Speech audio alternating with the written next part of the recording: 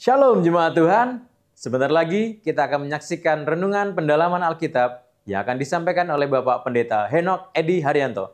Selamat menyaksikan. Shalom, puji Tuhan. Saudaraku yang saya kasih, dalam perjumpaan kita hari ini kita akan belajar tentang pekerjaan Yesus Kristus. Nah, mari kita siapkan hati kita berdoa. Bapa kami dalam sorga, sungguh kami bersyukur buat waktu yang sudah Kau berikan kepada kami untuk kembali kami belajar dari firman-Mu. Tolong setiap kami Tuhan agar kami dapat menangkap dengan jelas dan tepat apa yang Kau mau kami dengar dan kami boleh terapkan dalam kehidupan kami. Pakai hamba-Mu yang sangat terbatas ini, urapan Roh Kudus menyertainya. Dalam nama-Mu Tuhan Yesus kami berdoa. Haleluya. Amin. Puji Tuhan. Saudaraku, pekerjaan Yesus Kristus.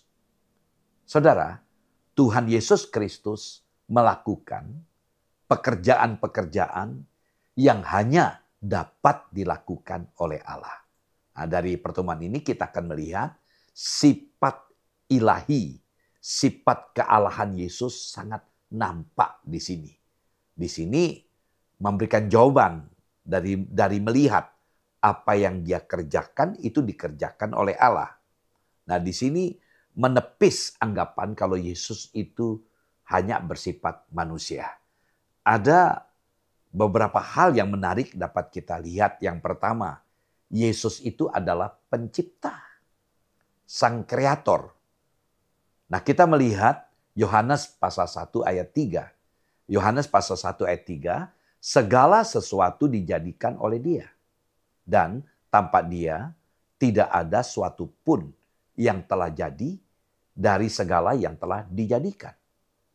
Dari ayat ini jelas kita melihat bahwa segala sesuatu dijadikan oleh Dia. Dia ini siapa?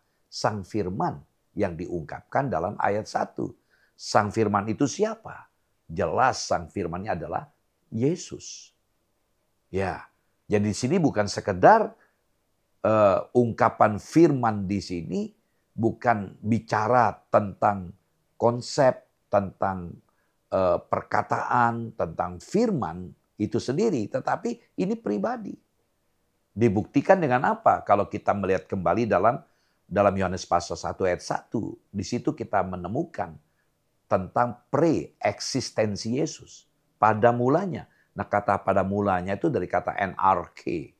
Seperti apa yang dikatakan dalam Kejadian pasal 1 ayat 1, Beresit, pada mulanya. Ini menjelaskan tentang kekekalan Yesus. Lalu kalau kita melihat juga firman itu bersama dengan Allah. Nah, bersama dengan Allah, pros, dari kata pros, bersama, itu menjelaskan tentang seperti orang bertemu face to face ya. Artinya Bapa dengan anak nggak bisa dipisahkan. Yang paling tajam adalah apa? Prasa bagian ketiga Yohanes 1 ayat 1, firman itu adalah Allah. Firman itu bukan bersifat Allah loh. Ada yang menafsirkan begitu. Ini tidak, karena tidak menggunakan kata sandang. Ya, tanpa kata sandang. Jadi di sini menjelaskan firman itu adalah Allah. Bukan firman itu bersifat Allah. Dan lebih jelas lagi dalam Yohanes pasal 1 ayat 14. Firman itu telah menjadi daging. Nah, jadi Allah itu datang berinkarnasi menjadi manusia. Jadi kita kembali kepada teks apa yang kita baca ini. Dia sang firman itu adalah pencipta. Segala sesuatu dijadikan oleh Dia. Lalu kita melihat juga Paulus mengajarkan bahwa Kristus telah menciptakan segala sesuatu di sorga dan di bumi dan keberadaan para malaikat. Mari kita lihat Kolose 1 ayat 16. Kolose 1 ayat 16. Karena di dalam Dialah telah diciptakan segala sesuatu yang ada di sorga dan yang ada di bumi.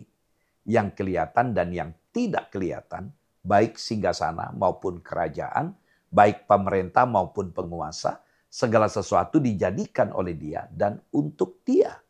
Nah, saudara, jadi Paulus menegaskan bahwa kegiatan Tuhan Yesus dalam penciptaan lewat ayat ini. Segala sesuatu dikatakan tadi, baik yang bendawi ya maupun yang rohani. sudah ada oleh karena karya Tuhan Yesus sebagai pelaksana yang aktif dalam penciptaan. Jadi kita mendapatkan sebuah pengajaran bahwa Tuhan Yesus adalah pelaku penciptaan. Baik untuk alam yang terlihat dan yang tak terlihat, duniawi dan surgawi. Puji Tuhan. Yang kedua, pekerjaan Yesus yang kedua adalah penopang. Paulus menyatakan bahwa Tuhan Yesus adalah perpaduan kekuatan dari alam semesta. Kolose pasal 1 ayat 17. Kolose pasal 1 ayat 17, ia ada terlebih dahulu dari segala sesuatu dan segala sesuatu ada di dalam dia. Tidak pernah ada waktu sebelum Yesus ada. Yesus adalah Tuhan yang pra-eksisten. Dia sudah ada sebelum dia datang menjadi manusia. Ia sendiri ada sebelum segala sesuatu. Itu maksudnya. Dan ia sendiri adalah kepala dari tubuh. Perhatikan, segala sesuatu ini merujuk kepada ciptaan. Material dan spiritual. Yesus adalah penopang serta pencipta segala sesuatu. Dia bukan hanya menciptakan segala sesuatu pada awalnya, melainkan juga oleh firman kekuasaannya mereka semua terus ditopang. Nanti kita lihat dalam Ibrani pasal 1 ayat 3. Seluruh ciptaan itu disatukan oleh kekuasaan anak Allah dan dibuat bergantung pada kerangkanya yang tepat. Seluruhnya dipelihara supaya tidak tercerai-berai dan menjadi kacau balau. Jadi penulis surat Ibrani ini mengungkapkan bahwa Tuhan Yesus mengajarkan segala sesuatu pada waktu yang tepat. Ibrani 1 ayat 3, ia adalah cahaya kemuliaan Allah dan gambar wujud Allah dan menopang segala yang ada dengan firman-Nya yang penuh kekuasaan. Dan setelah ia selesai mengadakan penyucian dosa, ia duduk di sebelah kanan yang maha besar di tempat yang tinggi. Puji Tuhan. Saya butuh waktu untuk menjelaskan ayat ini. Saudaraku, dikatakan tadi ia duduk di sebelah kanan yang maha besar di tempat yang tinggi. Ini menunjuk pada peranan Tuhan Yesus pada masa sekarang. Perhatikan kata duduk. Nah, kata duduk itu adalah kata kerja yang utama dalam kalimat ini. Dan kata kerja ini menyatakan kuasanya yang tidak tertandingi, saudaraku. Lalu dikatakan kemudian sebagai cahaya kemuliaan Allah dan gambar wujud Allah. Artinya dia menyatakan Allah kepada manusia sebagai yang menopang segala yang ada dengan firman-Nya. Dia berkuasa atas ciptaan Allah. Puji Tuhan. Sebagai yang mengadakan penyucian dosa, Yesus adalah yang menyelamatkan manusia. Dengan ini, saudaraku, kita sudah mengerti bahwa penulis surat Ibrani ini setuju bahwa manusia itu tidak bisa menyelamatkan dirinya dengan segala perbuatan baiknya. Tetapi manusia harus diselamatkan oleh Tuhan Yesus melalui menerima Dia sebagai Tuhan dan juru selamat pribadi. Lalu yang ketiga, kita belajar pekerjaan Yesus di samping dia pencipta, dia penopang, dia pengampun dosa. Jadi hanya Allah saja yang dapat mengampuni dosa. Ya, dengan segala upaya manusia tidak mungkin dapat menyelesaikan masalah dosa. Karena Alkitab mengatakan semua manusia telah berbuat dosa dan telah kehilangan kemuliaan Allah. Dan akibat dosa itu maut. Roma 3:23, Roma 6:23. Nah, fakta bahwa Tuhan Yesus mengampuni dosa itu menyatakan keilahiannya. Karena saya katakan tadi, hanya Allah saja yang dapat mengampuni dosa. Dan sekarang kita melihat faktanya, kenyataannya Yesus mengampuni dosa. Jadi disinilah menjelaskan kepada kita Yesus bukan hanya sebagai manusia sejati, tapi dia Allah sejati. Nah, kita bisa lihat, temukan dalam perikop Markus pasal 1 ayat 1 sampai 12, lalu Matius pasal 9 ayat 1 sampai 7, lalu Yesaya 43 ayat 25. Nah, mungkin kita akan lihat penggalannya saja. Markus 1 ayat 4, di mana kita melihat Yohanes Pembaptis adalah sang pelopor, dia menjelaskan, dia yang membuka jalan untuk Yesus yang akan datang. Nah, dikatakan dalam Markus pasal 1 ayat 4, demikianlah Yohanes Pembaptis tampil di padang gurun dan menyerukan, bertobatlah dan berilah dirimu dibaptis dan Allah akan mengampuni dosamu. Nah, ini ungkapan Allah akan mengampuni dosamu. Ini kita melihat nanti pekerjaan Yesus. Lalu yang kedua, Matius 9 ayat kedua. Matius 9 ayat kedua. Maka dibawa oranglah kepadanya seorang lumpuh yang terbaring di tempat tidurnya. Ketika Yesus melihat iman mereka, berkatalah ia kepada orang lumpuh itu, percayalah, hai anakku, dosamu sudah diampuni. Jadi ada orang sakit lumpuh, dibopong, dibawa dengan berapa orang begitu, lalu terjadilah kesembuhan dan Yesus kata percaya dan dosamu diampuni. Dan otomatis orang-orang Israel, terutama ahli Taurat, orang Farisi, wah ini Yesus menghujat Allah. Karena dalam pemikiran mereka hanya Allah yang sanggup mengampuni dosa manusia. Sekarang kok Yesus katakan ya bahwa dosamu sudah diampuni. Dan jadi kita melihat di sini peran Yesus itu adalah mengampuni dosa manusia. Kita nengok kembali dalam Perjanjian Lama, dalam Yesaya 43 ayat 25. Saya butuh waktu untuk menjelaskan bagian ini. Ya, Yesaya 43 ayat 25. Akulah dia yang menghapus dosa pemberontakanmu oleh karena aku sendiri. Dan aku tidak mengingat-ingat dosamu.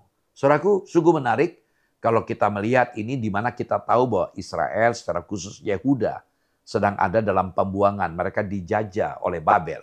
Nah, Israel tidak melakukan apa-apa untuk mendapatkan karunia Allah. Tapi justru Allah menyatakan perhatiannya. Ya, kepada Yeremia Allah sampaikan untuk disampaikan kepada umat Yehuda bahwa Allah tidak pernah merancangkan rancangan kecelakaan, kan? Allah merancangkan rancangan damai sejahtera untuk masa depan yang cerah.